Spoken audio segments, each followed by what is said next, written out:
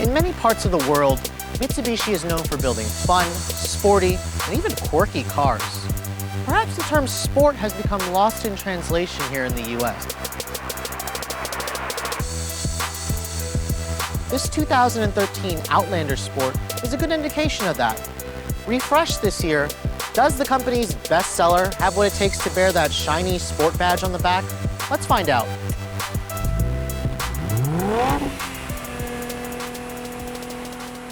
When people think of Mitsubishi here, they often think of the company's halo car, their Lancer Evolution. Thankfully, this Outlander Sport bears a similar fascia. You can see this shark-like snout, the angular headlights, they all give the car an aggressive look. Our particular SE tester also has these super wide-angle HID headlights as standard equipment. Compared to the 2012 model, this 13 has a slightly different grille insert, as well as some new trim in the lower fascia. Overall, it's a very aggressive look. It helps the Outlander Sport stand out in this class, but it also sets forth an expectation that it'll drive like an Evo, where that's simply not the case. Let's talk about what makes this an Outlander Sport, because it's not a bigger engine, it's not a stiffer suspension or a tighter steering. It has to do with the length. This vehicle is about 14 inches shorter than its Outlander big brother, as well as weighing about 700 pounds less. While I'm at the side, I am noticing these slightly flared fenders that give the vehicle a slightly wider appearance, as well as these newly standard 18-inch wheels. They are standard on every trim, even the base model. When I was about 7 years old, I had one of those battery-powered toy cars you could drive. And I gotta say, Mitsubishi stole something from them. I wonder how much they paid Little Tikes for this four-wheel drive sticker. Other than that, the back end is okay. It's got the same angular looking taillights, similar to the front. You also get these standard LED brake lights that's standard on every trim. This SE model that I also have also has this nifty little backup camera that's mounted in a good spot for easy viewing. When you open up the liftgate, you have a pretty large opening, but a slightly high liftover. With the seats up, you're getting about 20 cubic feet of space. If you fold them down, they are 60/40, you're getting about 50 cubic feet, which is less than its competitors, but you have to remember this Outlander Sport is a smaller vehicle. This huge Rockford Fosgate sub is also quite noticeable, and it's an indication of more watts doesn't always mean better sound quality. Looking under the hood of the Outlander Sport, you'll essentially find just one engine. This is the company's 2-liter double overhead cam 4-cylinder engine with their MyVec variable valve timing control. This is essentially the same engine out of the Lancer, not the Evo, just like the front end looks like. But here are the numbers: 148 horsepower and 145 foot-pounds of torque. Numbers. It's paired with a 5-speed manual on the ES model, or a CVT, a continuously variable transmission on the other trims. Fuel economy, that's the more important number for buyers in this segment. You're gonna get about 23 in the city and 31 on the highway for the front-wheel drive CVT. Get all-wheel drive, it drops it down to 23 and 29. That is on regular gas. You know, unfortunately, this engine, the biggest problem with it has to do with noise, vibration, harshness. It is one of the noisiest and most vibrating feeling engines I've ever driven for 2013. Hopefully Mitsubishi, can address those issues in the coming years. They do have a bigger 2.4 in the Outlander. I kind of think they should use that motor instead. Stepping inside the Outlander Sport, immediately you're going to notice is that perfect step-in height. All the other crossovers in this class have it, but it is nice to, get. The seats are also another thing that I really like. They're comfortable, they're supportive, and for cloth, they also feel very nice to sit in. Now, a couple of premium features you'll notice: the push-button start with the smart access. So basically, just put your foot on the brake, push the button to start the engine. The engine does sound a little raspy at startup. That's one of the issues I was complaining about earlier for the engine. Now, a couple of things that immediately will catch your eye is how open and airy the cabin feels. You can thank this huge panoramic glass roof that doesn't open. It's part of the premium package that our tester has. That premium package also rolls in the backup camera, the auto-dimming rearview mirror, and then of course the Rockford Fosgate premium audio system. The rest of the interior has a pretty simple design with some decent materials. You have soft touch dash materials on the front parts right here, as well as a soft touch material on the door panels where your elbows are going to rest. The driver gets an automatic up-down window, but not for any other windows. Some of the switch gear in here does feel a little bit cheap, but thankfully it is augmented by other higher quality materials. Now, our SE tester also has the CVT transmission with a sport gate. It feels substantial when you're shifting through it, but at least you get these column-mounted metal paddle shifters, which are nice. Most cars mount them on the steering wheel as opposed to the column. The rest of the interior does not feel luxurious, but it's simple and easy to use. I guess that's what Mitsubishi was going for. Unfortunately, it doesn't also feel very special. The only thing that is special that draws your eyes is that LCD color display in the instrument panel that kind of clashes with the simple looking, speedometer and tachometer. But thankfully, at least they give you the color LCD. I guess I'll have to give them points for that. Our tester also has a navigation package. I gotta say, I will not recommend that package for 2,000 bucks. You essentially get this 7-inch touchscreen display, which is competitive in terms of size, but the map graphics are really crummy. The system is somewhat slow to respond. It's got really crappy voice commands for the Bluetooth system. And really small buttons when you're actually trying to use the system. It forces you to take your eyes off the road. The system itself just looks like it's from 2003, right down to the fact that it actually will fold down and open to reveal the CD drive. At least the system is hard drive based as opposed to DVD based. It gives you 40 gigabytes of storage. But let's face it, most people use their iPod for music storage. You're not going to be ripping stuff to the hard drive.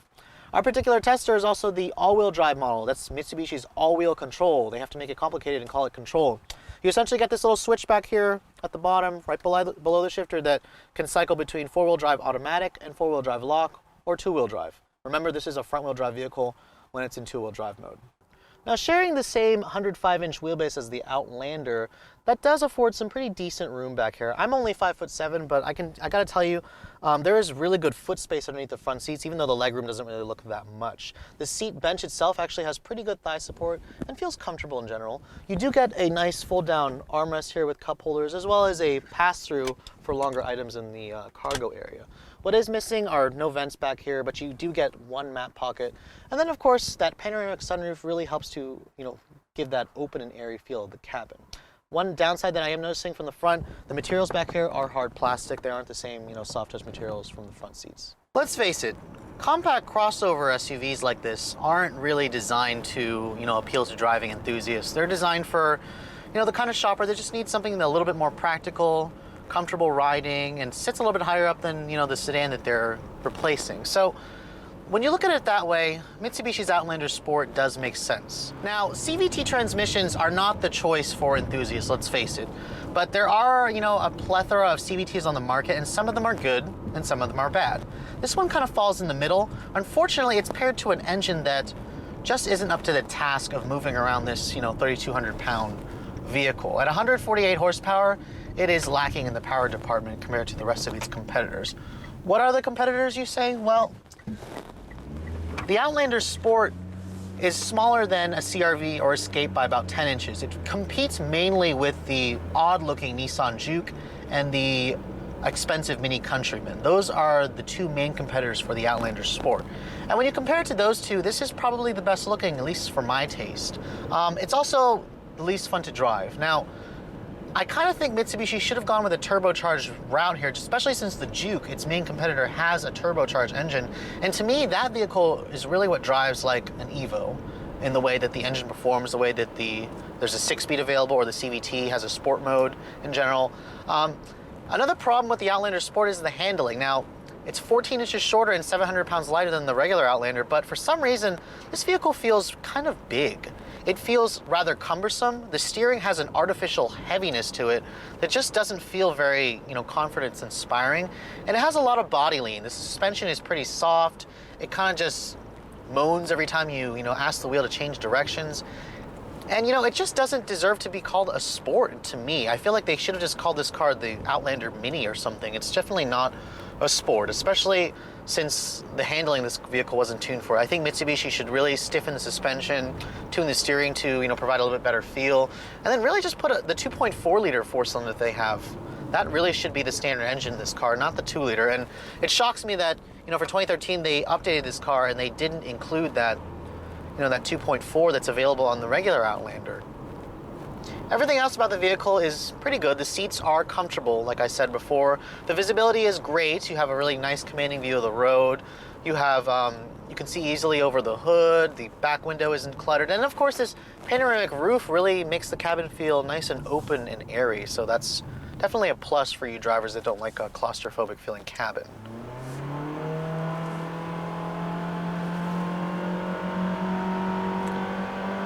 Now, getting up to highway speeds in this car is rather an unpleasant experience. As you just heard, the CVT in this vehicle really just amplifies the noise that the 2-liter makes. And I gotta tell you, for a modern, 2013 vehicle, this is the noisiest 2-liter I've ever driven. Once you're actually on the highway ride is good. That soft suspension translates to a comfortable ride.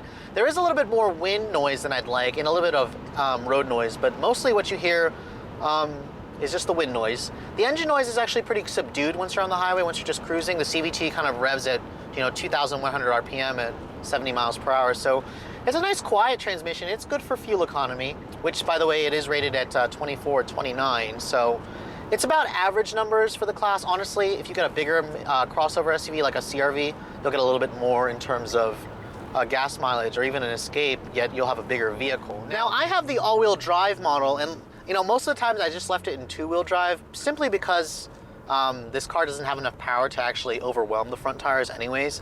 The only time I actually noticed it would slip is when I was in bad weather, and even then, the 2-wheel drive system, or the 4-wheel drive system, I just leave it in 2-wheel drive mode. There is an automatic mode. I'm kind of surprised that you have to actually engage it into an automatic mode. Most all-wheel drive systems in the class, it's just automatic fully. There's actually no button, no lock, no nothing. I guess Mitsubishi wants to give you that level of control. Maybe that's the reason why they call it all-wheel control. Would I recommend this to somebody, in the market for a compact crossover? In certain ways, it does appeal to a certain buyer. I mean, for styling, for value, for warranty, this vehicle is a winner. For those of you who, prefer something more mainstream, I don't blame you for choosing a CRV or a RAV4 or an Escape, simply because, for a little bit more money, you do get more car. And if you compare this car to the Juke and the Countryman, it's the best value, but it's also the least fun to drive. But anyways, I hope you guys have enjoyed my overview of this Mitsubishi Outlander Sport. I do have certain hopes for Mitsubishi, as I really like them as a brand. Their quirkiness, their warranty, just their uniqueness. Not everybody has a Mitsubishi for, I guess, a reason. But anyways, if you guys are in the market for a small crossover, don't take this one off the list. I do think that you should test drive everything as expected, when you're buying a vehicle. But some of you could be pleasantly surprised with their Outlander Sport. Thanks so much for watching, guys. I will catch you guys later.